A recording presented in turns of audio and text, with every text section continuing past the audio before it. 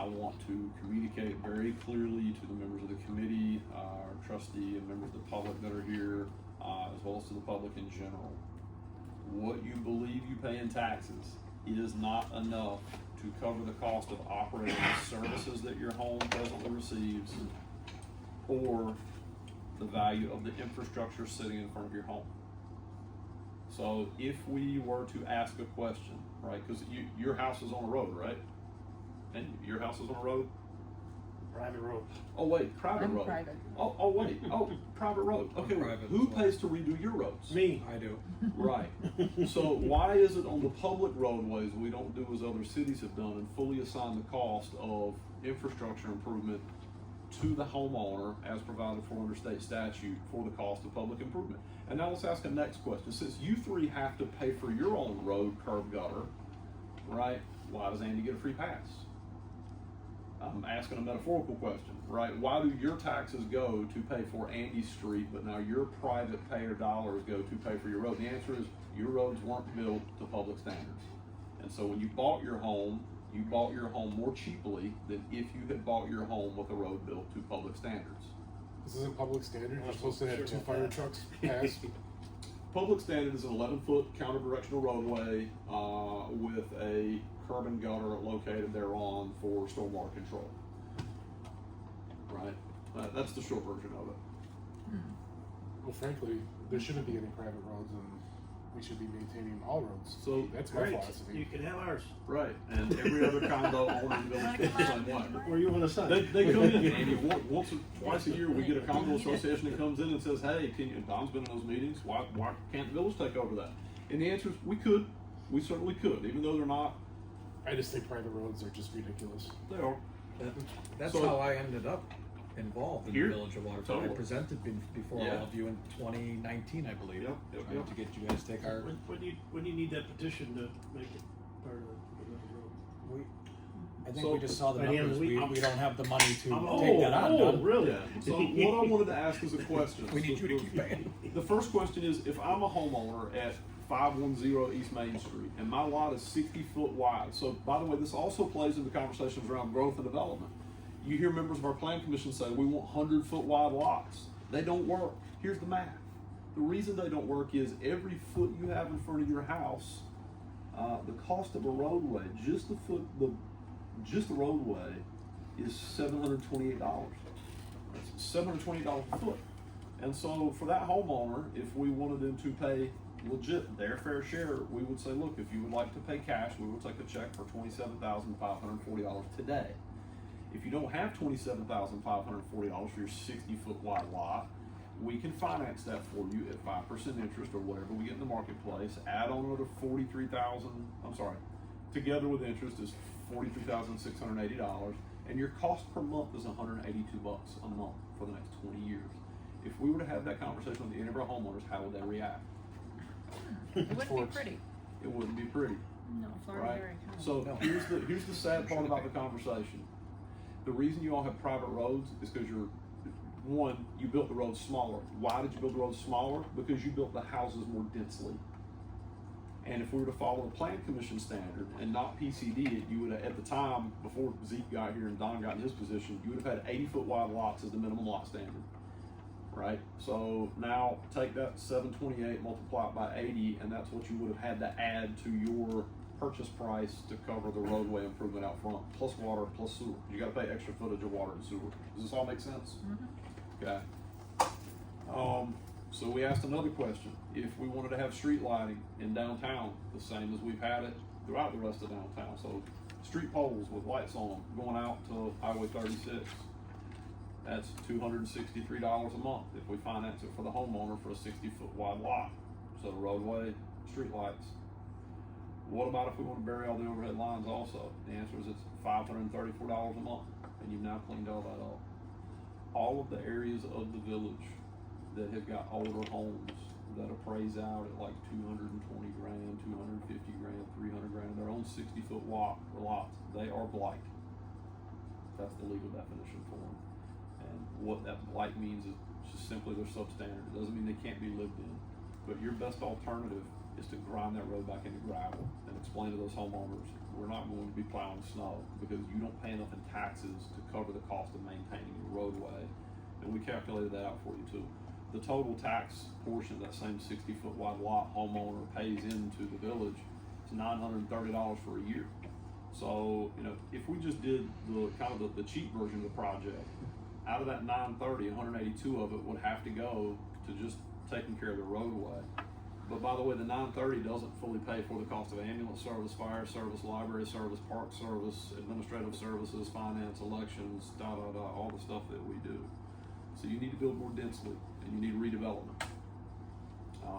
I'm unpopular because I say the parts that math out loud, and I feel like people get angry with me because I say, I'm sorry, 2 + 2 does not equal 22. It equals 4. And it's inconvenient that the math doesn't math the way people would like for it to. So here's the numbers.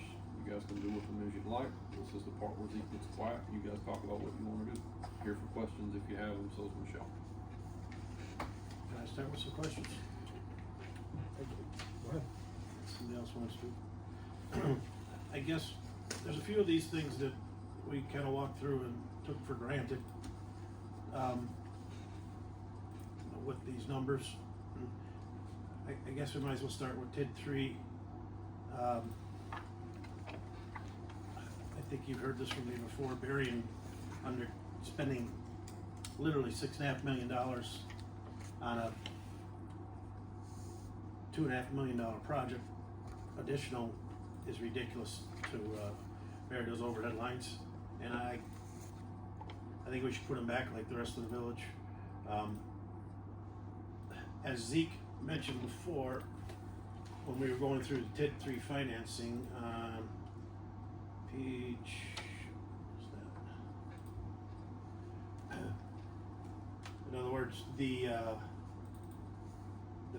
taxpayers would be responsible with no other spending for, was it $3 million?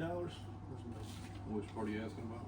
Anyway, if we refinanced, for TID2,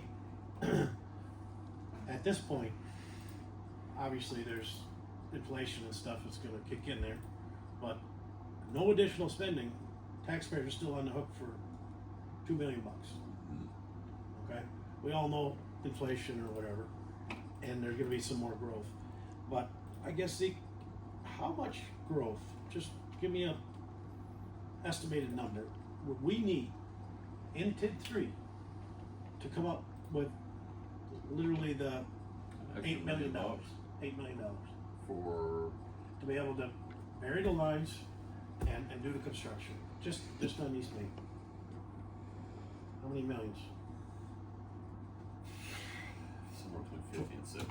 That's what I mean, 50 or $70 million. Yeah. What? And in He's asking of development. yeah, How much development do we need Oh, to pay for okay. those expenses in TID2? And we all know that's unheard of. Unless we're building high rises or somewhere where you guys found some land that we don't have. To me, that's $50-70 million. How much land do we got left in TID2? That's totally irresponsible. It's gonna fall on the taxpayer. Huge increase in the end. That's totally irresponsible. We should not bury the lines No, whatsoever. agreed. The numbers just don't equate unless the residents want to pay. Hey, but Give them the we option. all know they're not going to. You mean the individuals Yeah. that are on the street Right. would have to pay? And Right. you know the answer to that one would be big fat no. I do. Yeah. If I was there, It only takes one person to say no, too, right? I don't know. I think isn't that how it works? Zeke? Yes. Oh, really? One person says no. Everybody. All in or Yep. all out? Okay. But anyway, So you don't have. I feel a few of these things are board decisions. Not a few of them, all of them's a board decision, but it shouldn't be a package. I would like to make the motion that the board votes on a few of these capital projects separately, rather than. That is not in the scope of your power or authority. So just, Okay. it's not, I disagree with what you're saying. I think it's fair for you to go in percent at the board level when this gets there, but the board, board gets to dispense with board business the way the board wants to Absolutely. dispense with board business. Absolutely. Okay. All right. I'll move on. That's my. I can tell you, I got all the numbers here as far as the East Main project. There's no way it doesn't fall back on the taxpayer. Millions of dollars. This projection here from our auditor was $3 million, and that was before the price jumped up by another $3 million. I mean, this is totally irresponsible to bury the lines there. All right. Okay, can I just, before you move on to Please, the next one? please. Do you wanna, was that kind of a no from you as well, on burying lines? I think I'd it's. just like to know your opinion. It's not prudent to bury them, not for that cost. I mean, I could I stomach agree. it before, like when it was initially given to us, but not now. Okay, I agree. okay. Well, being a numbers guy, I think we can go on to the next topic then, because Okay. I do have whatever a I'm question. gonna have to say, or Matt potentially has to say, is not going to sway. Do I we think need? you all should have Do we need dialogue motions about. on these? Well, I have a short-term question and- before we do any motions. well, I have my feelings, and I go ahead, Zeke.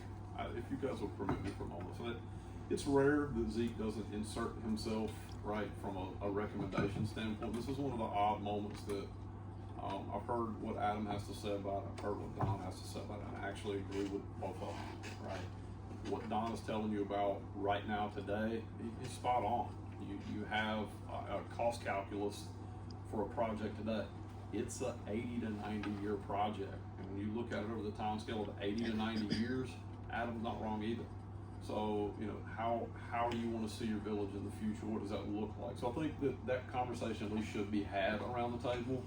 Otherwise, it becomes a one-sided dialogue. And I don't think it's wrong. I do think the board needs to deliberate on it and make a decision. Absolutely. The question I would ask beyond that is, what is the plan to solve the problem? Because I laid out the spreadsheet, is the plan to charge all those residents $182 per linear foot of their roadway? Because that's the right thing to do, right? It really is. That's the right thing to do. There is no free lunch. So right now, the free lunch that comes is we take all the condo association owners' money, tax money, and they live on their private roadways. And you mark my words, you're gonna watch these condo association roadways, private roadways turn to garbage over time. Because when they come to you and say it's $182 a foot, what's your response? For sale. For sale. And that's why we see condo up in Door County. God, you can buy some of these older condos cheap because nobody wants to pay the upkeep, right? On the replacement of the parking lot, the replacement of the internal roadways. And so they then become this blighted thing in and of themselves. The values go down, and then people skip out on their condo association fees, and the condo association has to go after them. And it's hard to go after them because they skip town, they go to Florida, they're in a different jurisdiction. I've lived it all before. So if we are going to punt on this one, I would strongly encourage you to have a conversation about special assessments and who's going to pay for what. Okay, I'm done. I just want to say one thing about page 93 and page 94. I actually find this to be a phenomenal document, and I believe, Michelle, you put most of this together, so I just would like to thank you for doing that. I'm sure this took a lot of time. I know you don't have the time, or the staff has a lot of time. This is actually would be a phenomenal document to have across every address in the village of Waterford. Yes, it is. Just as a sitting No, document. we need to do that, Adam. that any Your call. resident at any time can pick an address, and they have this information in front of them to truly kind of take the time to understand what the cost of an actual project is. Adam, the cooler part about this concept that we've started is we can actually break it down by, and this is how much you need to pay to run EMS, and this is how much you need to pay to run It the is. library, and this is how much you need to pay. Like, here's the cost versus this is how much we're collecting. Here's the gap. What do you want to do? It is. And I just want to say I hope the residents at home or the individuals on this list see it as that. This is not a knock on this project or your residency on how much you would owe or not owe. This is just a document to try to help explain what everybody would have to pay. And that's my point of the village as a whole would be a great document for every address. But if you own a quarter lot, you get. Yeah, You do. That's, Well, you absolutely do. And that's the conversation But that's because just right, Sandy. because now you have 3 individuals on this committee who have chosen to pay on or live in on a Right. private road. I pay dues every month to maintain my Right. private road, insure my private road, and I have no break in my taxes to the village Right. to cover the rest of the taxes. And I'm not complaining. It's not right though. Some may feel that way, yes. That was my choice. So I understand that, and if it was an issue for me, I could move at any time. So, but you are right. Corner lots or double lots, or take the church. Take what Saint Peter's. Peter's, Yeah, St. Peter's. Saint Luther, Saint Peter's. Yes, Zeke. So permit me, if you will. One of the reasons that blighted areas transact is there's not enough money for the present landowner to be able to pay the cost to maintain things. So when we talk about St. Peter's, this would be a heck of a prompt to be able to go, hey, we all value the thing that the church does, but you guys have literally done nothing with all this land for decades, and it just sits there being mowed. You have no plan for what to do with the land. There's no reason to do anything. So would you consider selling the land? All of a sudden the congregation has to have a very intelligent conversation about, gosh, we've got all this land. Maybe it could be developed. Maybe we don't need all the taxpayers in the village that don't attend our church to subsidize the infrastructure in front of our lot. Maybe it's time for us to give that back and sell it off. Because they don't pay taxes currently. Right. Yeah, they're Right. not profit. And that's a whole nother Right. thing. Yeah, that- I'm Whole sure nother it is. thing. But okay, I just want to go back to something quick too, and this is not a knock at you, Zeke, in any regard, but I want to Sure. bring it back full to this room and then to the public. That blight is a term that is used to define that situation, as you brought up. Yes, sir. The individuals on this list are going to feel a little different that their property is blighted. I'm just Sure. saying, just so we know that yes, there are technical terms, but a person's individual home and property means something to them. So Sure. there was no knock on Administrator Jackson's comment to Yeah, blight. Just No, it's a legal term. okay. Thank you. Okay, I need something clarified because we've been talking about this for a couple meetings now, and that whole project that we got that previous presentation for was roughly what, $3 million, I think, in the last meeting. Are you talking about overhead lawn burial? The line, you know, Okay, on yep, East Main. sure. Okay. And the reason we're even talking about this is why. We put together the spreadsheet and I looked at the math. And I mean, who brought it up? I mean, why is this whole thing a thing? Why is it being talked about? Is it a necessary thing? Is it just aesthetics? Aesthetics. Well, it's I- aesthetics. I- Okay. Well, so I part guess of it is I you're not must have missed sold. out on that. okay. So what I was whole gonna conversation. try to do it quickly. So I apologize that I didn't do it fast enough. But I was gonna try to come back to where my mind was on this project. Okay. Now 2018, I believe before I was long on the board, you guys did a 10-year plan. yes. Is that accurate for the individuals that were in this room that were on that board? Yep. And I believe when you really dive into that plan, you start diving into the core of what you want your community to be. I've lived here for 18 years. I come in off of Highway 36 very often, and I just got done saying that individuals take their property personally and take blight as an offense. The area is very, very rough looking when you come off of Highway 36. That is the first major focal point to our village of Waterford from a very busy roadway. As long as I've lived here, the only work that I've noticed, and correct me if I'm wrong, has been hot tar and spots that got too big. Yep. Besides maybe work underground in the water, the laterals of the sewer. Yes, sir. If we are trying to follow through with a plan that was crafted, and I understand plans change, times change, and I understand costs, I understand it completely. If we are going to attempt to make the community what the 2018 plan advised on attempting to do, the focal point of our entrance to our community has to be something better than the current view. Do power lines need to be buried? Probably not. I've just heard 3 people say that they don't need to be buried. It's probably not at $3 million either. But if you're making a strong investment in this community for the next 50 to 80 years, they do need to be buried. If none of us at this table care, one second, Zeke, if none of us at this table really care about that far out, and we're entitled to that feeling, then we maybe should just fix the water, sewer, and just do the road and be done. We shouldn't be talking about nice lights. We shouldn't be talking about anything other than the basic maintenance of repairing the road and getting life out of that road. Do we have a conversation publicly? We can have a conversation. I heard Don or you say give the residents a choice. I think we know what the residents are going to say.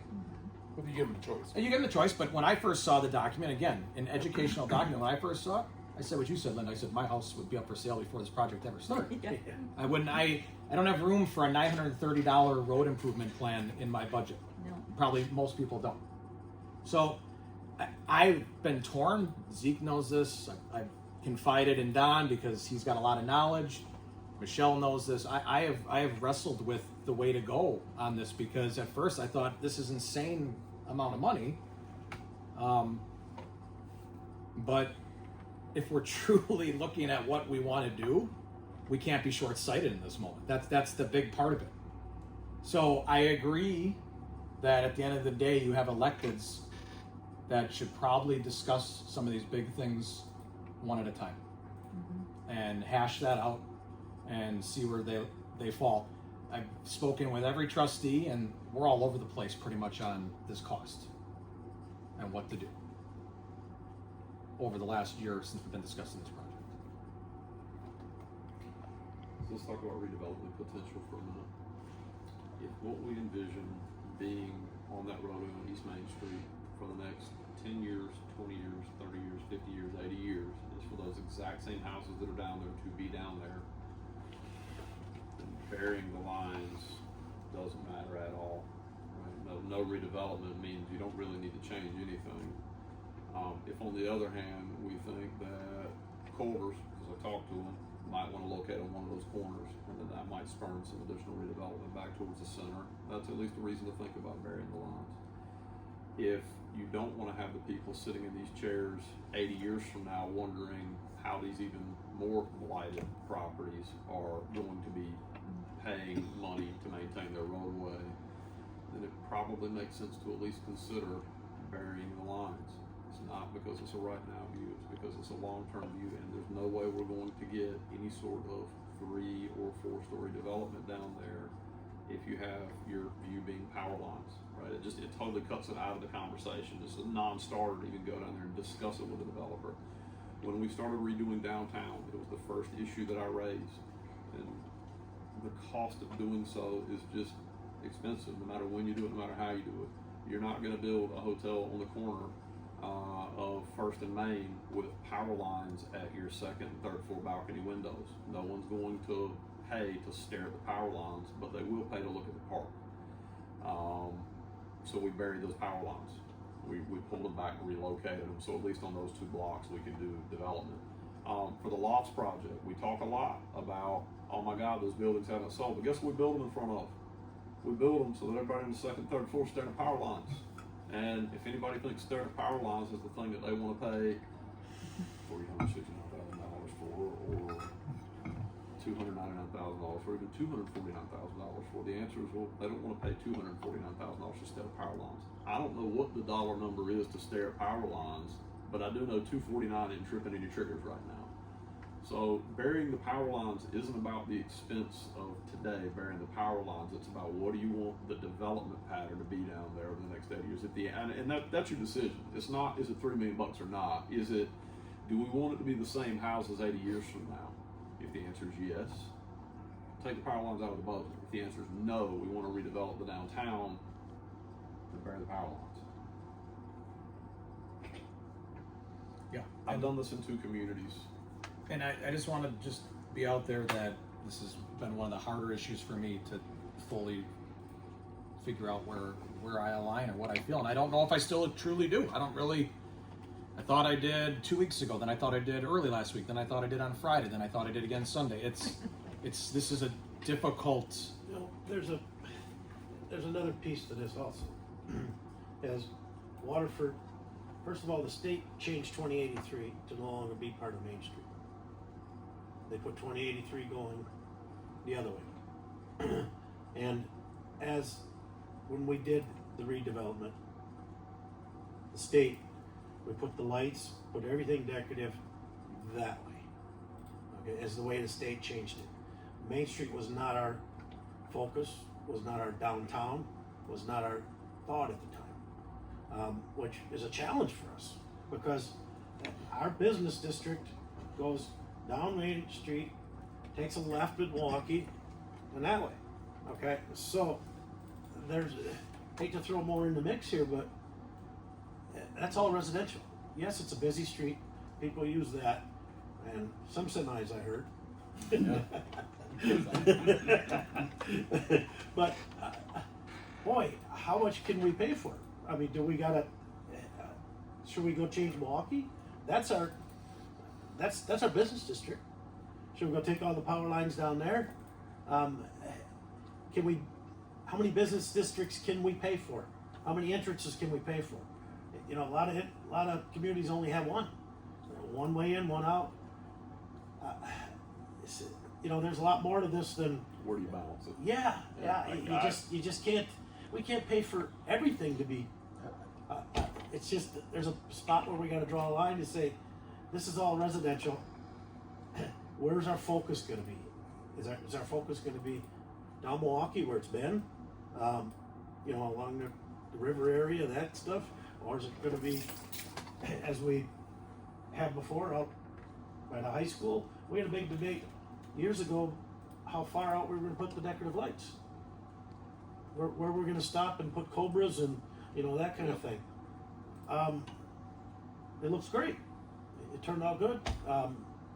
So, as Zeke was saying, you get what I'm.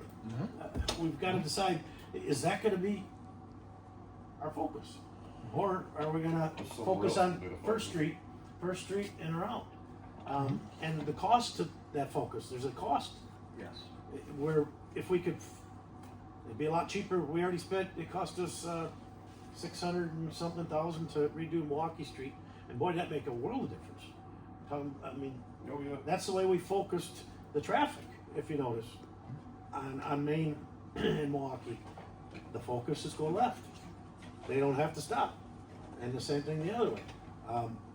So that's you guys understand where I'm. These are some big decisions and. You can't focus it everywhere. Let's get real. You can't have your cake and eat it too. We don't have enough money to pay for it all. Yep. I appreciate that input. So I just, for my last 2 cents, and then Tammy, you can go. Those that have gotten to know me, I'm a very open individual, very willing to listen to all sides. This is one of the harder ones I just said to you. That is, I used to sleep well. I don't sleep at all anymore. So this is one of those that has kept me. Welcome to the job. Yep.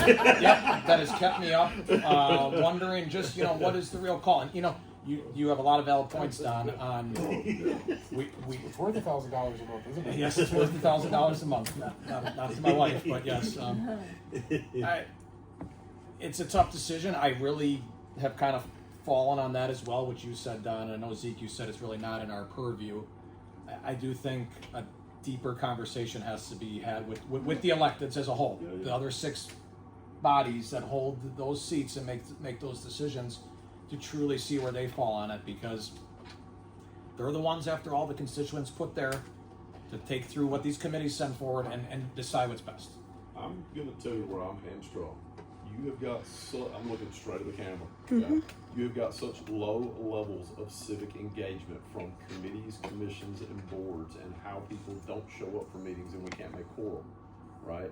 This item should have gone in front of your CDA, and your CDA should have deliberated on the development pattern and what was going to take place. We tried to get a CDA meeting together. We couldn't get a quorum, right? You have items that should be going in front of your tourism commission. We've tried twice this year to call a meeting of the tourism commission. Tammy can show up. I can't get the rest of them together. So, it's now sitting here in front of the finance committee, and no other deliberative body has looked at this to determine. It's not really your purview to go, is the development pattern going to be this or that? That's what your CDA is supposed to do, right? So it does ultimately collapse back on the village board, for the village board to have some detailed conversations about this. Your plan says that's all going to redevelop. That's what your 10-year master plan says, to Adam's point. Well, and for better or for worse, that's what was decided in 2018 at that point. We have had discussions of revisiting that before 2028, but we also have a lot of other things to get our arms around and get taken care of before we decide to take on a revisit the master plan. And there were also a lot of other things that said it was going to develop too. Correct. But and you actually bring up a point, Don, I didn't really think about, and then I said I'd stop talking. Is we do have a lot of entrances to this village compared to a lot of other villages or towns across the state. You have 4 state highways. Yes. So that is you are right. That's a unique spot to where do we deploy that money and resources. So, Tammy, I was just gonna ask, is it possible to do a partial burial just on the corner lots there from 36 and Main? Absolutely. Could I throw up a Could we get estimates on that and maybe bring that? I think anything is possible about the what. Because odds are we're gonna develop the corners before we're gonna develop between. I'm gonna throw out yet one more hybrid thought, right? And it's, we seem to be talking a lot about all or none, and whose responsibility is what. So we started this conversation out around the spreadsheet, pages 93 and 94.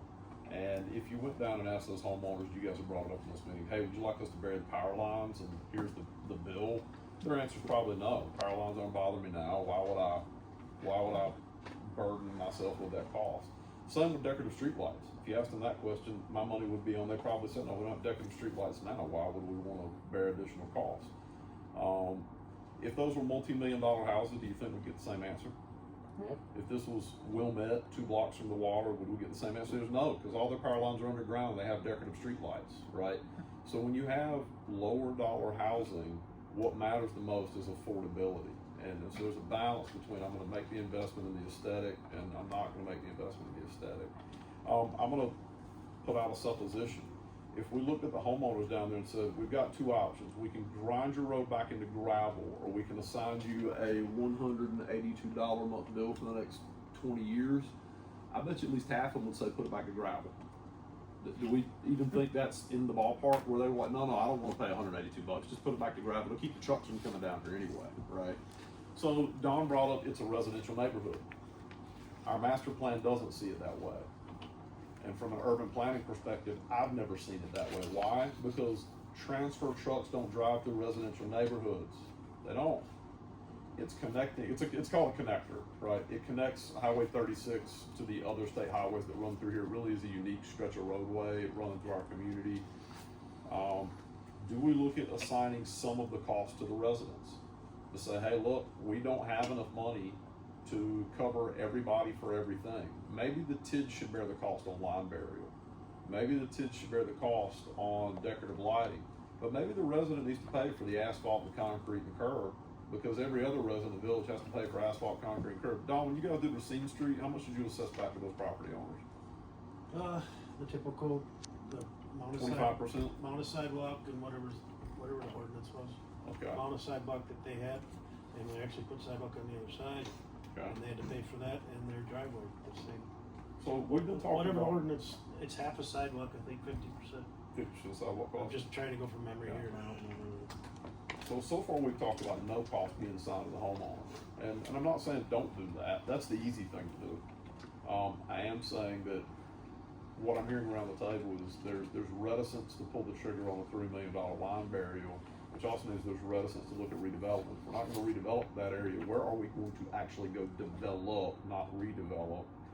Because every landowner around that we approached about selling us land has said no thank you. So there's no green field for us to go get into to do new development to generate income to solve the challenges. and just to your point, you Sure. continue on, I do want it to be known that process has been going on for a few months. It's been going on for 8 years. It's been going on with Don. It's been something I've been actively doing since I became president. You Right. actively been doing. We are trying to find individuals that are interested to sell their land, and that's not out there. No. So to your point, Yep. we are running out of space, and we do not have a boundary agreement that dictates where the village is going to go in their years ahead, or the town. So here we are. Let me talk about this map for just a second. This is how Zeke sees things financially, but also spatially. Rick, excuse me just a minute. Let me get some space here. So let's talk about